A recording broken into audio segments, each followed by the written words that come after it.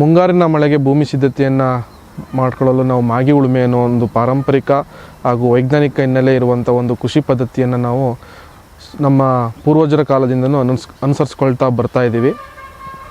ಈ ಮಾಗಿ ಉಳುಮೆ ಮಾಡೋದ್ರಿಂದ ಮಣ್ಣನ್ನು ನಾವು ಹದವಾಗಿ ಬಿತ್ತನೆ ಮಾಡ್ಕೊಳ್ಳೋದಕ್ಕೆ ರೆಡಿ ಮಾಡ್ಕೊಬೋದು. ಇದೊಂದು ಕಡಿಮೆ ಖರ್ಚಿನ ಪದ್ಧತಿಯಾಗಿದೆ. ಇದನ್ನು ನಾವು ಬೇಸಿಗೆ ಕಾಲದಲ್ಲಿ ಮಾಡಿ ಮಣ್ಣನ್ನು ಮುಂಗಾರಿಗೆ ಹದವಾಗಿ ಇಟ್ಕೊಳ್ಳೋದ್ರಿಂದ ಕಳೆಗಳ ನಿರ್ವಹಣೆ, ಕೀಟ ಮತ್ತು ರೋಗಗಳ ನಿರ್ವಹಣೆ ಮತ್ತು ಮೊಳಕೆ ಪ್ರಮಾಣವನ್ನು ನಾವು ಹೆಚ್ಚು ಮಾಡ್ಕೊಬೋದು. ಹಾಗೂ ಮಣ್ಣಿನಲ್ಲಿರುವ ತೇವಾಂಶವನ್ನು ನಾವು ಕಾಪಾಡಿಕೊಂಡು ಇಳುವರಿಯನ್ನು ಹೆಚ್ಚಾಗಿ ಪಡ್ಕೊಂಡು ಬೇಸಾಯದ ಖರ್ಚನ್ನು ಕಡಿಮೆ ಮಾಡ್ಕೊಬೋದು. ಈಗ ನೀವು ಇಲ್ಲಿರೋ ಜಮೀನನ್ನು ನೋಡ್ಬೋದು. ಈ ಜಮೀನಲ್ಲಿ ನಾವು ಹಿಂದಿನ ಸಲ ಮೆಕ್ಕೆಜೋಳವನ್ನು ಬೆಳೆದು ಅದನ್ನು ಕಟಾವಾದ ಮೇಲೆ ಬಿಟ್ಟಿರುವಂಥ ಜಮೀನು. ಇಲ್ಲಿ ನೀವು ಕಳೆ ಎಷ್ಟು ಪ್ರಮಾಣದಲ್ಲಿ ಇದೆ ಅನ್ನೋದನ್ನು ನಾವು ನೋಡ್ಬೋದು. ಬೇಸಿಗೆಯಲ್ಲಿ ಮೊದಲನೇ ಮಳೆ ಬಿದ್ದಾಗ ಕಬ್ಬಿಣದ ಎರಡು ರೆಕ್ಕೆ ನೇಗಿಲಿನಲ್ಲಿ ಹಸುಗಳಿಗೆ ಕಟ್ಟಿಕೊಂಡು ಆಳವಾದ ಒಂದು ಉಳುಮೆಯನ್ನು ಮಾಡೋದ್ರಿಂದ ಏನು ಈ ಕಳೆಗಳು, ಗರಿಕೆ ಹಾಗೂ ಜೇಕು, ಕೊನಾರಿ ಗೆಡ್ಡೆಗಳು ಏನಿರ್ತವೋ ಇವು ಭೂಮಿಯ ಮೇಲ್ಭಾಗಕ್ಕೆ ಬಂದು ಅವುಗಳು ಸೂರ್ಯನ ಕಿರಣಕ್ಕೆ ಒಣಗಿ ಸಾಯುವಂಥ ಸಂಭವ ಹೆಚ್ಚಾಗಿರುತ್ತೆ. ಅವು ಸತ್ತಂಥ ಗರಿಕೆ, ಜೇಕು ಅಥವಾ ಕಳೆಗಳನ್ನು ನಾವು ಸುಲಭವಾಗಿ ಆರಿಸಿ ಎಕ್ಕಿ ನಾವು ಜಮೀನಿಂದ ಹೊರಗಡೆ ಹಾಕೋದ್ರಿಂದ ಮುಂದಿನ ಬೆಳೆಗಳಲ್ಲಿ ಈ ಕಳೆಗಳ ನಿಯಂತ್ರಣವನ್ನು ನಾವು ಪ್ರಥಮ ಹಂತದಲ್ಲೇ ಮಾಡ್ಬೋದು. ಜೊತೆಗೆ ವ್ಯಯ ಮಾಡುವಂಥ ನಾವು ಖರ್ಚು, ಕೂಲಿ ಆಳುಗಳ ಖರ್ಚು, ಕಳೆನಾಶಕ್ಕೆ ಬಳಸುವಂಥದ್ದು ಇವೆಲ್ಲವನ್ನು ನಾವು ಕಡಿಮೆ ಮಾಡಿಕೊಂಡು ಬೇಸಾಯದ ಖರ್ಚನ್ನು ಕಡಿಮೆ ಮಾಡಿಕೊಂಡು ಆದಾಯವನ್ನು ಜಾಸ್ತಿ ಮಾಡ್ಬೋದು. ಜೊತೆಗೆ ಏನು ಈ ಹಸಿರು ಕಳೆಗಳು ಏನಿದಾವೋ, ನಾವು ಇಂದಿನ ಬೆಳೆಗಳಲ್ಲಿ ಬೆಳೆದಂತಹ ಬೆಳೆಗಳ ಏನು ತ್ಯಾಜ್ಯ ಏನು ಉಳ್ಕೊಂಡಿರುತ್ತೆ, ಅದು ಬೇರುಗಳಿರ್ಬೋದು, ಎಲೆಗಳಿರ್ಬೋದು, ಕಾಂಡಗಳಿರ್ಬೋದು, ನಾವು ಉಳುಮೆಯನ್ನು ಮಾಡಿದಾಗ ಮಣ್ಣಿನ ಜೊತೆ ಅವು ಮಿಶ್ರಣಗೊಂಡು ಕರಗಿ ಮಣ್ಣಿನ ಜೈವಿಕ ಕ್ರಿಯೆ, ಭೌತಿಕ ಕ್ರಿಯೆ, ರಾಸಾಯನಿಕ ಕ್ರಿಯೆ ಹೆಚ್ಚಾಗಿ ಮಾಡಿ ಜೈವಿಕ ಕ್ರಿಯೆಯಿಂದ ಅವುಗಳು ಕರಗುವಿಕೆಯಾಗಿ ಕೊಳೆತು ಸಾವಯವ ಪ್ರಮಾಣವನ್ನು ಹೆಚ್ಚಿಗೆ ಮಾಡಿ ಮಣ್ಣಿನಲ್ಲಿ ನೀರಿನ ತೇವಾಂಶವನ್ನು ಹಿಡಿದಿಟ್ಟುಕೊಳ್ಳುವಂಥ ಪ್ರಮಾಣ ಹೆಚ್ಚಿಗೆ ಆಗುತ್ತೆ. ಹಾಗೂ ಮಣ್ಣಿನ ಪೋಷಕಾಂಶಗಳ ಪ್ರಮಾಣ ಹೆಚ್ಚಿಗೆ ಆಗಿ ಮಣ್ಣಿನ ಫಲವತ್ತತೆ ಹೆಚ್ಚಾಗುತ್ತೆ. ಇತ್ತೀಚಿನ ದಿನಗಳಲ್ಲಿ ನಮ್ಮ ಹಳ್ಳಿಗಳಲ್ಲಿ ಉಳುಮೆ ಮಾಡುವಂಥದ್ದು ಹೋರಿಗಳ ಸಂಖ್ಯೆ ಅಥವಾ ದನಗಳ ಸಂಖ್ಯೆ ಕಡಿಮೆ ಆಗ್ತಾ ಇದೆ ಮತ್ತು ಅವುಗಳನ್ನು ಉಳುಮೆ ಮಾಡುವವರ ಸಂಖ್ಯೆಯೂ ಕೂಡ ಕಡಿಮೆ ಆಗ್ತಾ ಇದೆ. ಇದಕ್ಕೆ ನಾನಾ ಕಾರಣಗಳು, ಕೂಲಿ ಕಾರ್ಮಿಕರ ಕೊರತೆ ಇರ್ಬೋದು, ದನಗಳ ಸಂಖ್ಯೆ ಕಡಿಮೆ ಆಗಿರೋದಿರ್ಬೋದು, ಕೃಷಿಯಲ್ಲಿ ಉಳುಮೆ ಮಾಡುವಂಥ ನೈಪುಣ್ಯತೆಯಲ್ಲೂ ಕೂಡ ಕಡಿಮೆ ಆಗಿರುವಂಥದ್ದು ಇರ್ಬೋದು.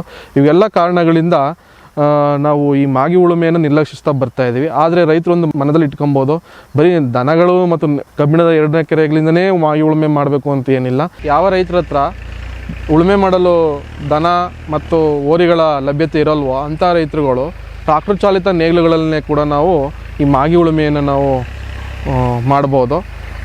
ನಾವು ಯಾವ ರೀತಿ ನಾವು ದನಗಳ ಮುಖಾಂತರ ಉಳುಮೆ ಮಾಡಿ ಪ್ರಯೋಜನಗಳನ್ನ ಪಡಿತೀವೋ ಮಾಗಿ ಉಳುಮೆಯಲ್ಲಿ, ಅದೇ ರೀತಿ ಟ್ರಾಕ್ಟರ್ ಚಾಲಿತದಲ್ಲೂ ಕೂಡ ನಾವು ಪ್ರಯೋಜನಗಳನ್ನ ಪಡಿಬೋದು.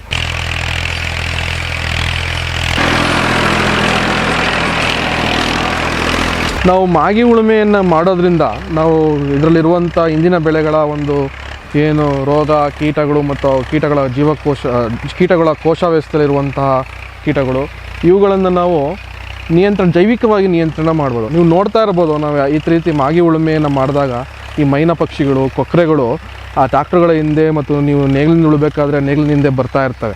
ನಾವು ಸಾಮಾನ್ಯವಾಗಿ ಅದು ಏನಕ್ಕಪ್ಪ ಅಂತ ಅಂದ್ಕೊಳ್ತಾ ಇರ್ತೀವಿ. ಬಟ್ ಅವುಗಳು ಏನು ಮಾಡ್ತಾವಪ್ಪ ಅಂತಂದರೆ ಕೋಶಾವಸ್ಥೆಯಲ್ಲಿರುವಂತಹ ಕೀಟಗಳು ಮತ್ತು ಲಾರ್ವಾ ಅವಸ್ಥೆಯಲ್ಲಿರುವಂತಹ ಕೀಟಗಳು ಮತ್ತು ಈ ರೀತಿ ಏರುಳಗಳು ಏನಿರ್ತಾವೋ ನಮ್ಮ ಮಣ್ಣಿನಲ್ಲಿ, ಇವುಗಳು ಬೆಳೆಗಳ ಬೇರುಗಳನ್ನು ತಿಂದು ನಾಶ ಮಾಡುವಂಥ ಕೀಟಗಳು.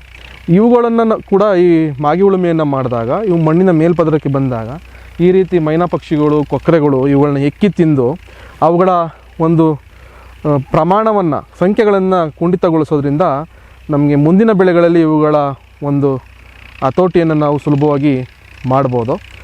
ಸೊ ಇದು ಬಹಳ ಮುಖ್ಯವಾದಂಥದ್ದು ಮಾಗಿ ಉಳುಮೆಯಲ್ಲಿ. ರೋಗ ಮತ್ತು ಕೀಟಗಳ, ಅವುಗಳ ಲಾರ್ವಾ ಮತ್ತು ಅವುಗಳ ಸೂಕ್ತಾವಸ್ಥೆ ಅಂತ ಏನು ಕರಿತೀವಿ, ರೆಸ್ಟಿಂಗ್ ಪೀರಿಯಡ್ ಅಲ್ಲಿರುವಂಥ ಕೋಶಗಳು, ಇವುಗಳನ್ನು ಮೈನಾ ಪಕ್ಷಿಗಳು, ಕೊಕ್ಕರೆಗಳು ತಿಂದು ಇವುಗಳ ನಿಯಂತ್ರಣವನ್ನು ಮಾಡ್ತವೆ.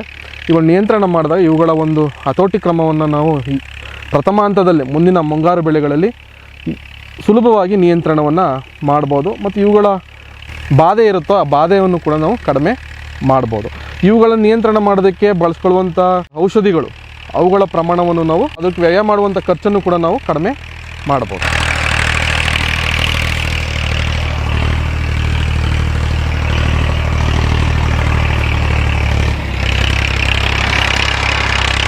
ನೋಡಿ, ನೀವಿಲ್ಲಿ ಇಂದಿನ ಬೆಳೆಗಳ ನಾವೇನು ಮೆಕ್ಕೆಜೋಳ ಬೆಳೆದಿದ್ವಿ ಅಂತ ಹೇಳಿದ್ವಿ ಅಥವಾ ರಾಗಿ ಬೆಳೆದಿದ್ವಿ, ಆ ಇಂದಿನ ಬೆಳೆಗಳ ಬೇರು ಮತ್ತು ಅವುಗಳ ಕಾಂಡ ಮತ್ತು ಎಲೆಗಳು ಏನಿರ್ತಾವೋ ಅವುಗಳು ಈ ರೀತಿ ಮಾಗಿ ಉಳುಮೆ ಮಾಡೋದ್ರಿಂದ ಚೂರು ಚೂರಾಗಿ ಎರೆಹುಳಗಳು ಮತ್ತು ಭೂಮಿಯಲ್ಲಿರುವಂಥ ಸೂಕ್ಷ್ಮಾಣುಜೀವಿಗಳು ಇವುಗಳನ್ನ ಕೊಳವಿಕೆಯನ್ನು ಹೆಚ್ಚಿಗೆ ಮಾಡಿ ಅವುಗಳ ಕೊಳೆತು ಮಣ್ಣಿನ ಸಾವಯವ ಅಂಶವನ್ನು ಕೂಡ ಅದು ಹೆಚ್ಚಿಗೆ ಮಾಡೋದಕ್ಕೆ ತುಂಬ ಮಾಗಿ ಉಳುಮೆ ಸಹಾಯ ಮಾಡುತ್ತೆ.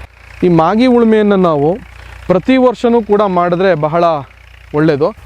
ಈ ಮಾಗಿ ಉಳುಮೆಯನ್ನು ನಾವು ಈ ಥರ ಆಳವಾಗಿ ಪ್ರತಿ ವರ್ಷವೂ ಕೂಡ ಕೆಂಪು ಇರುವಂಥ ಮಣ್ಣಿನಲ್ಲಿ ನಾವು ಪ್ರತಿ ವರ್ಷವೂ ಬೇಸಿಗೆಯಲ್ಲಿ ಮೊದಲನ ಬೇಸಿಗೆ ಮಳೆ ಬಿದ್ದಾಗ ಮಾಡುವಂಥದ್ದು ಸೂಕ್ತ, ಬಹಳ ಮುಖ್ಯ.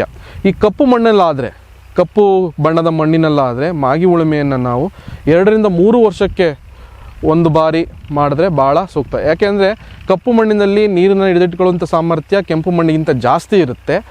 ಮತ್ತು ಅದರಲ್ಲಿ ಫಲವತ್ತತೆಯೂ ಕೂಡ ಕೆಂಪು ಮಣ್ಣಿಗೆ ಹೋಲಿಸ್ಕೊಂಡು ಸ್ವಲ್ಪ ಹೆಚ್ಚಿಗೆ ಇರೋದ್ರಿಂದ ಈ ಮಾಗಿ ಉಳುಮೆಯ ಅವಶ್ಯಕತೆ ಅಷ್ಟಾಗಿ ನಾವು ಕಪ್ಪು ಮಣ್ಣಲ್ಲಿ ಇರೋದಿಲ್ಲ. ಕೆಂಪು ಮಣ್ಣಲ್ಲಾದರೆ ಪ್ರತಿ ವರ್ಷವೂ ಕೂಡ ಆಳವಾಗಿ ಮಾಗಿ ಉಳುಮೆ ಮಾಡೋದು ಭಾಳ ಸೂಕ್ತ.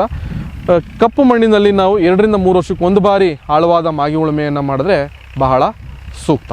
ಹಳ್ಳಿಗಳಲ್ಲಿ, ರೈತರ ಮನೆಗಳಲ್ಲಿ, ಕೃಷಿಕರ ಮನೆಗಳಲ್ಲಿ ಈ ಮಾಗಿ ಉಳುಮೆಯ ಬಗ್ಗೆ ಒಂದು ನಾಣ್ಣುಡಿ ಇದೆ.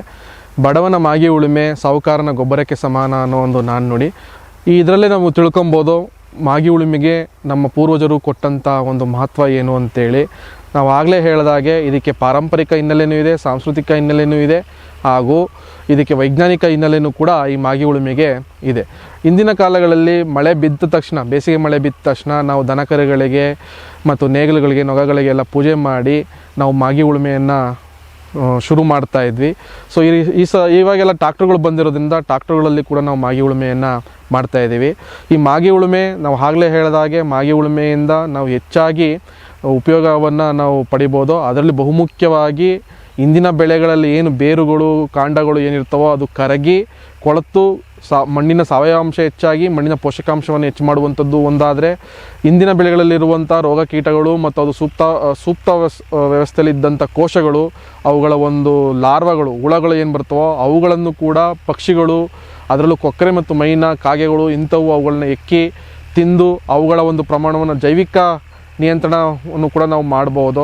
ಜೊತೆಗೆ ಮಣ್ಣಿನ ಆಳವಾಗಿ ಉಳುಮೆ ಮಾಡೋದ್ರಿಂದ ಬಿದ್ದಂಥ ಮಳೆ ನೀರು ಮಣ್ಣಿನ ಅಂತರ್ಜಲ ಮಟ್ಟವನ್ನು, ಮಣ್ಣಿನಲ್ಲಿ ಹಿಂಗಿ ಅಂತರ್ಜಲ ಮಟ್ಟವನ್ನು ಏರಿಸುವಂಥದ್ದು ಮತ್ತು ಮಣ್ಣಿನಲ್ಲಿ ತೇವಾಂಶವನ್ನು ಹೆಚ್ಚಿಗೆ ಮಾಡುವಂಥದ್ದು.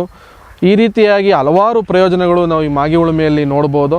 ಆದ್ದರಿಂದ ರೈತರು ತಪ್ಪದೆ ಪ್ರತಿ ವರ್ಷವೂ ಕೂಡ ಮಾಗಿ ಉಳುಮೆ ಒಂದು ಕೃಷಿಯ ಮೊದಲನೇ ಹೆಜ್ಜೆ ಅಂತಲೇ ಹೇಳ್ಬೋದು. ಪ್ರತಿ ವರ್ಷವೂ ಬೇರೆ ಕೃಷಿ ಚಟುವಟಿಕೆಗಳಿಗಿಂತ ಮೊದಲನೇ ಪ್ರಥಮ ಹೆಜ್ಜೆಯಾಗಿ ಕೃಷಿಯಲ್ಲಿ ನಾವು ಮಾಗಿ ಉಳುಮೆಯನ್ನು ಅಳವಡಿಸ್ಕೊಂಡು ಮಾಗಿ ಉಳುಮೆಯನ್ನು ಮಾಡಿ ತದನಂತರ ಬೇರೆ ಕೃಷಿ ಚಟುವಟಿಕೆಗಳನ್ನು ನಾವು ಮಾಡಬೇಕು ಅಂತ ಹೇಳ್ತಾ, ರೈತರು ಪ್ರತಿ ವರ್ಷವೂ ಕೃಷಿಯನ್ನು ಶುರು ಮಾಡಿದಾಗ ಅವರ ಪ್ರಥಮ ಆದ್ಯತೆ ಮಾಗಿ ಉಳುಮೆ ಆಗಿರಬೇಕು.